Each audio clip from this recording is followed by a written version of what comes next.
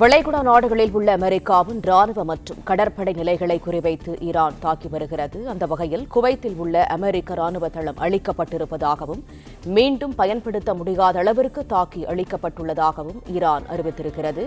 கூடுதல் தகவல்களை தருகிறார் எமது செய்தியாளர் நிரஞ்சன். முழு விவரங்கள் என்ன? அமெரிக்காவின் நிலைகள் என்பது ராணுவ நிலைகள் என்பது ஈரானை சுற்றி இருக்கக்கூடிய அத்தனை நாடுகளிலுமே இருக்கிறது.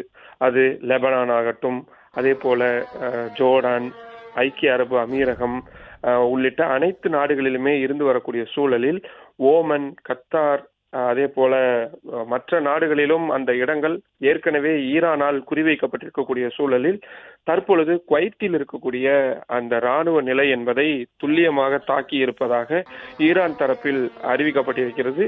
ஈரான் அரசு ஊடகம் இந்த தகவலை உறுதிப்படுத்தி இருக்கிறார்கள்.